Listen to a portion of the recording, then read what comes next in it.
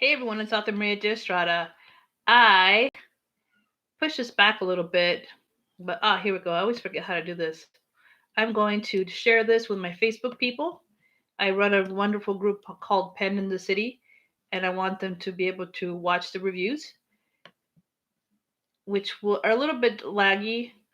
I should probably indicate that they're going to be on in just a little bit. So this is the first time that I'm going to do a streaming a little bit ahead of schedule. I have about 5 minutes to set up, so hopefully people won't be. Well, I'm still going to be yapping. But I'm going to do two reviews. So normally what I do, this is Radical Books and Politics. And what I do is I review books by independent writers. But since I got a little bit behind, as many of you know, we're having this pandemic crisis in the U.S. And across the world.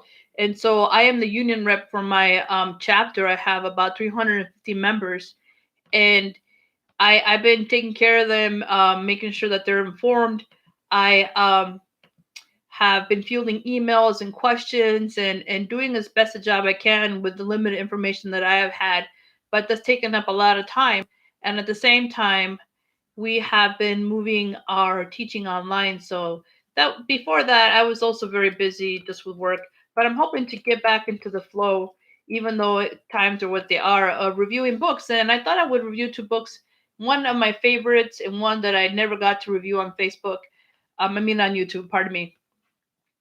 So the first one I'm going to, well, let me back up a little bit. What I do in Radical Books and Politics is that I review the book from the point of view of a writer, and I also review the book from the point of view of a reader. So today I'm going to be reviewing The Mysterious Benedict Society, which is really a great book, but I gave it a B plus for a number of reasons. So I want to talk about it in terms of what I liked as a writer. And so there's four main characters in this book. It was back up. It was written by Trenton Lee Stewart, and I believe it was published in 2006. It was an early publication, 2007 for this one. But it has four main characters. I'm running about a while. Rainey Muldoon, Kate Wetherall, Constance Contraire, and George Washington. They call him Sticky Washington. And then there's Nicholas Benedict, who has a society of gifted young kids. And these kids become members of the society, and eventually they fight a villain. And his name, just check out this name. The villain is in the name Let Drop the Curtain. And so I just thought that was really clever how he played with names. In some ways, it had the same tone as feel as Willy Wonka and the Chocolate Factory. Definitely a young adult book appropriate for young kids. And I've been trying to read it to my 4-year-old daughter, maybe too advanced for her, but definitely my 10-year-old son would enjoy it. So what I liked about it as a writer was the development of characters. I thought the main character, he wasn't perfect, but he was a problem solver. And Sticky Muldoon had his quirks, and Kate Weatherall, she carries a bucket with gadgets and things that, not gadgets, but like things that help her get out of situations like rope and whatnot. And Constance Contraire the whole time was contraire. She was contrarian. She was a pain. But the one thing I didn't like um, were the twist endings. I thought some of the situations were resolved a little too easily, especially regarding Sticky. But Constance Contraire, I don't want to reveal what happens in the end, but let's just say that I would have preferred that she were a short brat than what they say about her at the end. But overall, I thought the book was very well written. There were some passages that were kind of a little bit too long towards the end, but I think you would enjoy this book as an adult or young adult reader. And it is a series of, I believe, 5 books. I'm reading the second one. I'm actually liking it a lot better than the first one. And honestly, I think the series would make a fantastic movie or Netflix series, just like the series of unfortunate events.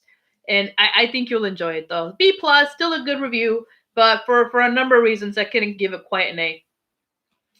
Did I mention that I don't do rant reviews? Because I normally don't do rant reviews, but that's just my preference. So I think people are going to come on in just a little bit. Um, the other book that I want to review is one of my all-time favorites. I have taught this in my English classes. Um, I think I taught part of it in a creative writing class in the past. But this is World War Z by Max Burns. You recognize the last name Burns. He's related to the actor, and I'm totally forgetting his first name. But Max Burns, pretty good-looking guy if you look at his picture. Yeah, but he wrote this book before. Even the Walking Dead was famous. And the reason I saw it in the serious fiction section. I don't know if you remember old school bookstores like Barnes and Nobles. They would have like the science fiction and horror side and the literary fiction separate. And this was a literary fiction, and that caught my eye. And so when I read the back, I was like, zombies, yes, please. And so I really enjoyed it, but I give this book an A plus, and I really wish that he had done a sequel to it. He hasn't yet. He had another book called The Zombie Guide to Survival or something like that I never read. My sister read it and she thought it was pretty book good. But this book was written in 2006, so around the same time as the Mysterious Benedict Society. But this, I think, Max Burns did a fantastic job of researching. He researched settings across the globe. So essentially, the book is about this reporter who is interviewing people who survived the zombie apocalypse or World War Z, and nuns, Navy SEALs, people who work for the pharmaceutical industry who were really unconscionable in what they did with the vaccine, like putting out a false vaccine, and also leaders.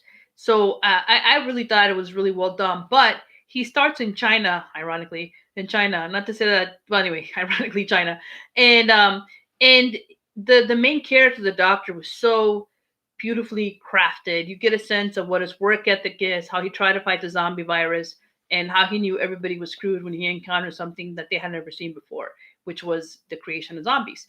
But then it moves on to other geographical locations, and I just think the characters are very human. The villains were complete jerks. The description was beautiful. The horrible things that people do to survive were very well captured in this post-apocalypse based on zombies. And overall, I thought it was amazing. I wish the book would have gone longer. It didn't. It was pretty substantial as it was. And in these short snippets, you get a sense of what people had to do to survive the zombie apocalypse. I also, as a reader, what I really enjoyed was the scary parts. I was generally scared in this part where he talks about the French military and how they had to go into the sewer to fight zombies. And I'm somebody, I read horror books, I watch horror TV shows, I listen to podcasts, but this got me, and it's still there's still parts of it that are really really scary. Um, this did become a motion picture with Brad Pitt and other actors. I didn't like the I didn't think the film rendition was very good. I thought that they should have just stuck to the short vignettes. I'm sorry, I'm at home. I don't know if you can hear that. Maybe you can or can't. But let me just check on my peeps. Normally, see. Oh, here we go. Ah, maybe they'll come on, maybe they won't. People are actually, I also stream on FaceTime Live, and what I found is that people prefer to go on FaceTime Live. Like this morning, I had a really great chat. But I hope you enjoyed those reviews. Did I talk about the other one in terms of? Oh, maybe I didn't mention this. What I liked about the Benedict Society. Sorry, I didn't mean to go back and forth. But my time is limited, so I can't really edit video these days. But what I liked about the Benedict Society in terms of a reader were the puzzles. When they become members of the Benedict Society, they just do. I mean, the writer did a great job of crafting really interesting puzzles, and I wanted to read it more. It kind of reminded me a little bit of the Adventures of Encyclopedia Brown, but both good books. So A+ World War Z by Max Burns, and a B+ for the Mysterious Benedict Society by Trenton Lee Scott. Lee Stewart, pardon me, Trenton Lee Stewart. I recommend them both in case you missed them because they are a little bit older editions. So I hope this was informative and helpful to you. I hope to keep doing more reviews. I do tend to favor independently published authors, but I like to do traditional reviews every now and then. If you have a recommendation for something you want me to review, even though I'm a little behind in reviews, please post it in the comments.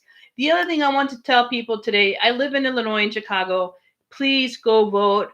This is Radical Books and Politics, as you can see by the channel. I voted for Bernie Sanders, voted for Bernie's delegates, and I'm advocating for a candidate that represents our class interests. Regardless of who you're voting for, please get out there and vote. When I went to the polling place, they were very cognizant of the COVID-19 virus, and they were wiping things down. They had the hand sanitizer, but we also wash your hands very carefully before and after. And one of my friends was telling me, "Well, Jesus, did you use your own marker?" And I was like, "Oh, I didn't know you could do that. But if you feel safer, take your own marker so you can you can use that when you go vote. So get out there, get out and vote. And anyway, that's all I have. I hope you enjoyed this segment. I'm going to have more book reviews probably during the week. Traditionally, I like to do one review a month, although I've gotten off schedule. But I'm going to keep going. And whether it's something I read before or something recent, I hope you enjoyed those books. The other thing I want to tell you, if you watch my other videos, is that I am no longer going to give away free books based on metrics and subscribers. I'm going to give free books just in general. I was on another live stream with professional YouTubers, and really, I want people to watch my channel because they want to watch the content. However, I did put out a freebie called the Not So Magical Day for my YouTube subscribers, and I did that when I reached 55 because it is really hard to get YouTube subscribers. But I dedicate that to all of you. But you're welcome to share that book. I'll go ahead and put the link down below. But that is a Smashwords edition. And if you, I mean, I put my email too. If you want a PDF copy, I can send it to you. It's free forever. It's part of La Bruja in the Orchard series. I hope to have a longer book in this summer, and also I'm putting out a novel. But hopefully you'll enjoy that short freebie. If you feel inclined, please give me a favorable review. And that's really all I have. I hope you're having a great day. Stay safe. I know it's difficult, and don't treat each other like you're in the zombie post-apocalypse when you go shop. Most people in Chicago have been very kind. The employees have been amazing. Nobody's been rude, honking at each other. Everybody's been pretty cooperative. In fact, I have a little bit of a heartwarming story. My husband went to Mariano's to get cat litter because we forgot. I know we're great cat parents, but we forgot about the cat litter, and we wanted to make sure there was enough for 2 weeks at least. And there was this little old lady who had gone to 6 different stores and she couldn't find toilet paper. And my husband gave her one of those 4-pack bundles. So I thought that was very kind of him. And today we gave food to our neighbors. And so I think it's important that, obviously we don't want to infect each other, but that you support each other when you can. I gave all my grandparents a call, gave my mom a call. I checked in with a writing group. It's a really great group called Pen in the City on Facebook, just to make sure everybody's okay, and hope that you're all okay and staying safe. So that's all. Keep on writing, get those great ideas out there, read lots of books. And I'm not going to close out my tag, but I'm just wishing all the best for you. And hope to see you soon. Bye.